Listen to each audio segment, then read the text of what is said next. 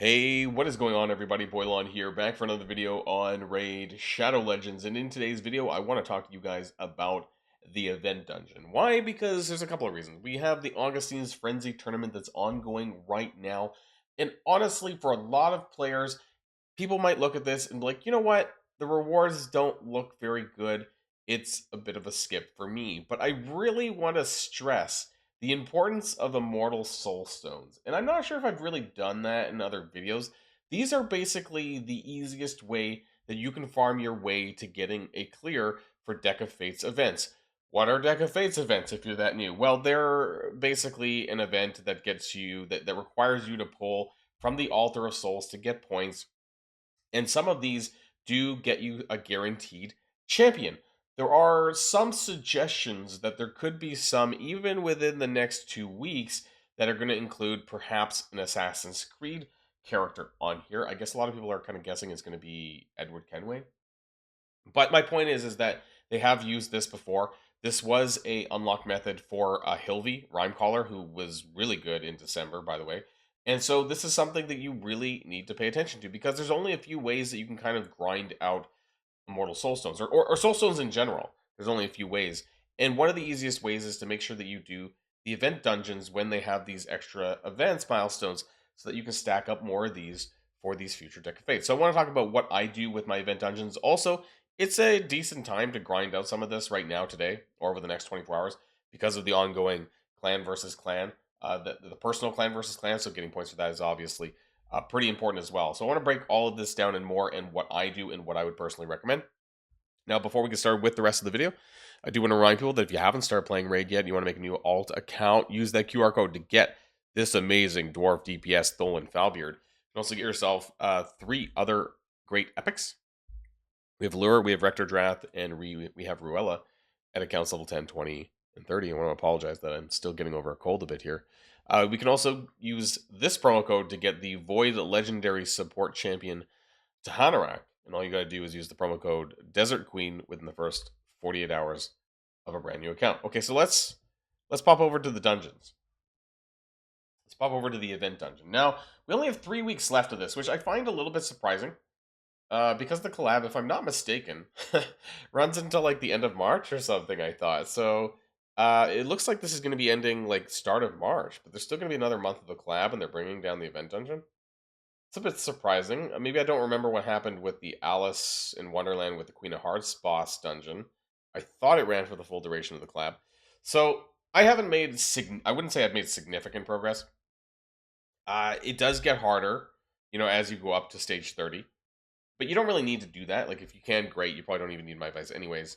As far as the gear drops in here, honestly, the best stuff that you're going to get out of here, obviously, is that 9-piece chronophage, which my head is blocking the way. But of course, this also includes drops for accessories, chronophage accessories. And this is really important, especially if you want to start grinding out some more Argonites accessories ahead of their release in the near future. So that kind of helps too.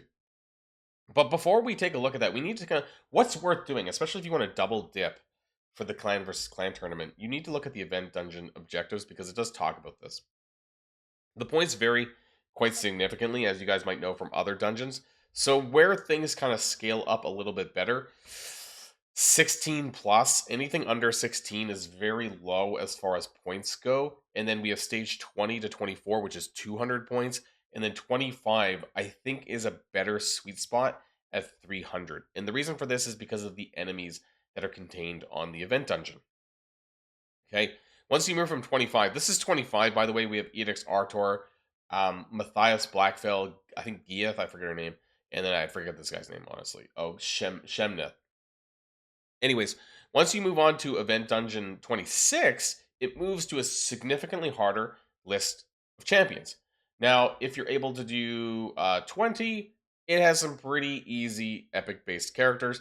The most annoying thing is, I believe these two, Sinisha and Skullcrown, they do kind of have a passive where they can revive off each other, which is kind of irritating. And then if you go up to, it's 21, yeah, so 21 is when you get Edix Artor. So if you could do 21, you could do 25. That's the thing, is that you get more points for running 25. It's the same set of enemies. So if you can clear 21, you can clear 25. That's just the point there.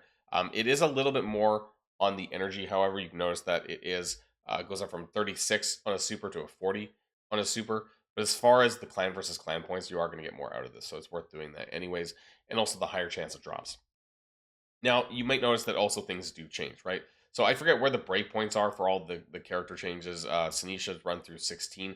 Looks like 16 through 21. I want to kind of take a look at 15. Super easy, anyways, at this point. Like most players who have been around for at least like a couple of months should be able to clear 16 plus, I would think. But I just want to run 20. I want to run 20 because it's worth 32 energy on a super raid. Now, this is my team setup.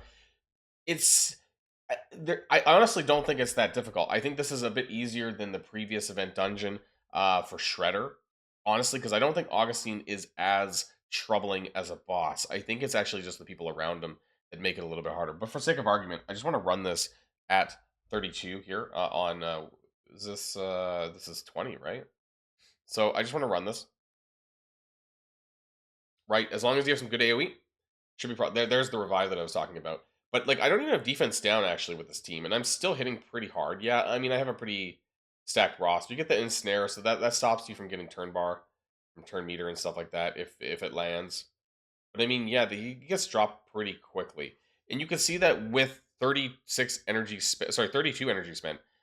I got 37 points for the Augustine, but I only got about 200 points on the CVC. I do want a little bit more. So if 20 is the best that you can do though, that's fine because you're getting more than a 1-to-1, right? I spent 32 energy and I got 37 points. So when you're doing your calculation for how much energy you need to spend on this for the event milestone, it is a little bit better than 1-to-1. So I think that's my math is probably a bit off here, but it's like 15% or 1.15 right to 1 just on this run itself here. And obviously if you get the higher rank drops, the better it is, which is kind of why I do like to run some of the other ones for CVC. So this was super easy. The clear was super fast for me. It was like 22 seconds. That's really good. But I want to go back a bit and I want to check two things actually. I want to check 24 on 36 energy, right? And I want to see how that compares to stage 25 as far as the points go. Now, these are going to be the same enemies on 24 and 25. The only real annoying thing is here, I believe one of these guys do reflect damage. I forget which one it is. It might be, it might have been the guy on the left, actually. Maybe he's already dead. Edict's Artor can bring people back to life. But obviously having some sort of crowd control with like Perfect Fear, if you have anything like this, it's really nice. Stun, Perfect Fear, Freeze, whatever it is, is really helpful. I could probably make the scene a little bit better because I don't have a defense down for Augustine, so or anyone really for that matter. I'm just kind of like powering through it. But I wasn't able to power through it on the Shredder boss for TMNT. I do feel like this is significantly easier just to kind of like I don't know, just to kind of throw characters together. It doesn't seem that hard as long as you have some good AoE to take down the ads. Now, that didn't do as well points-wise. Probably because I got 5-star and not 6-star gear. You can see that it was actually a little bit under 1-to-1. But I did get 400 CVC points. So for spending a little bit more energy, I am getting more CVC points as a ratio out of that. But that's on stage 24. Now, of course, if I go up to stage 25, which is going to cost me 40 energy. So now we've gone from 32 to 36 to 40. Are we still going to keep our 1-to-1 or better on our drop rates? And I think it depends on what your goals are for today or over the next, at least over the next 24 hours, right? If you're watching this, and this goes in general in terms of like, are you really min-maxing your energy? Now, this is about the same. It's taking me a bit longer because they got a little bit more HP, but otherwise it's still going to run the same way, right? He doesn't do that much damage. I actually am not sure if I even have an attack down on this team because it doesn't seem all that necessary. I'm just trying to get him down faster. He doesn't hit very hard on his skills, so it's not something I really need to worry about. Once the ads are down, it's really not that big of a deal. I get the block buffs on him. I was like, could I trade any of these characters for some better debuffs? I probably could. But it's not that slow. So this was actually lower, right? 32 points. This is under a 1-to-1 ratio. but it does give me 600 now CVC points. So you're kind of having to balance this out, right? At least for the next 24 hours, I'm running Event Dungeon Stage 25 because I want to get the CVC points. But if you don't care about CVC, if you're not in a clan that really needs this, I would actually, and it's faster, right? I would actually go back and then go back and run Stage 20 because it's only costing 32 energy. Is going to be a little bit more efficient as far as the energy goes. I want to run it one more time because I think when we ran it the first time, it's it was over 1-to-1, and that's where you want to be at, right? You want to make sure that energy efficiency, especially if you're someone that doesn't have a huge stockpile of gems, you want to make sure that you're able to do that. That's going to be very important for you to do. So I just want to kind of clear this one more time just to make sure that that is the case there. Again, you only need to clear the boss. For some reason, if you do end up killing the boss before you kill the ads, it still finishes, obviously. So yeah, we are getting, in this, maybe I got lucky, right? Because we got 6-star purple gear drops, but we got 44. So this was like 1.4 to 1. So this was pretty good as far as the milestone tournament points go, but again, not so good on the CVC. So it really depends on what your priority is here. But I gotta stress that doing these tournaments are very important. This, alongside the gear enhancement, gear ascension tournaments, sand devil tournaments, things like this, any other ways that you can get immortal soul stones is going to be very important. When it comes to clearing a deck of fates, you need around 40,000 points. Now, typically for a guaranteed champion event, Immortal Soulstone gives you 70 points, an Immortal Soulstone gives you 700, and an Eternal Soulstone gives you 3,500. So basically, 5 Immortal Soulstones is going to be valued to 1 Eternal Soulstone. And this is a grind, right? Getting these are a grind, because the only other ways that you can get this, Mortal Soulstones, you do get from obviously grinding out Iron Twins Fortress. This is another really important thing as well. And then also from your weekly Hydra chest drops. You're going to get some Mortal Soulstones in there. The rest of these coins up at the top here, you can see the Mortal Soul Coins, Immortal Soul Coins, and all this stuff. Even Eternal Soul Coins, you get a little bit from running Grim Forest. So that's going to be another great place where you could pick this stuff up for the Deck of Fates. Namely, you want to make sure that you can kill as many Mimics as you possibly can, because Mimics are also going to give you those Soul Coins, which is going to help you towards clearing those Decks of Fates. Now, we don't know yet, but I am kind of at the point where I have enough that I can clear a guaranteed champion Deck of Fates. That is all I save it for. I never run Deck of Fates unless it's a guaranteed champion, because I always want to make sure that I have enough Soul Stones to be able to do that. So just a little bit of a thought, if you were kind of seeing this event, you're like, should I run this? Well, if you have the spare gems, go for it. If you're running the current fusion and you're kind of low on gems and you're not sure if you're going to be able to do it, that's fair, right? I would prioritize doing the fusion, making sure you can clear that, over running the event dungeon and screwing you, because it might cost you a fair bit, right? It's not super cheap, since if you are running about a 1-to-1 ratio on the points here, 3,300 energy, 3,300 energy, yeah, for the points, that would cost you roughly around 3 days worth of energy. You usually get, if you do everything on the quest, you typically get around 1,000 energy per day.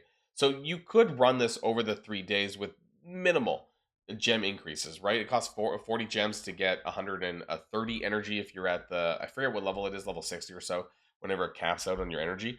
So do keep that in mind. It's not a whole lot extra, but now's a good time, because there's actually not a lot of things going on. There is the Gear Hunters double dip. I guess it's a triple dip with CVC over the next 3 days. So that's something that I'm doing as well. But as far as as far as events that require energy, there is that champion training that's starting tomorrow, but some people can actually clear this without actually using or expending too much energy. So that's something to keep in mind as well. You should have already finished your Ice Golem tournament, I think, by now, since that started at the beginning of the fusion. Anyways, just some musings of my own that I want to share with you guys here today. Let me know what your thoughts are in the comments down below. Do you run the event dungeons? Do you use this as a way to collect Immortal Soulstones? Again, this is going to be very helpful if you're interested in those Decks of Fates events. They are quite hard to pass, and this is one way that's going to get you there a little bit closer. Anyways, before we end the video, I do want to remind people that if you haven't started playing Raid yet, what are you waiting for? Download using the QR code in the top right hand of the screen to get Tholan Falbeard absolutely free, as well as Allure, Rector Drath, and Ruella at accounts level 10, 20, and 30. And also, don't forget, you can get this Void Legendary Support Champion by the name of Tuhanarak, and all you got to do is use the promo code Desert Queen within the first 48 hours of a brand new account. That's it for me, everyone. Have a great day, and I'll see you all on the next one. And if you like this video, make sure you hit that subscribe button if you haven't already, and you'll be greatly helping out the channel. Have a great day, and I'll see you guys on the next one.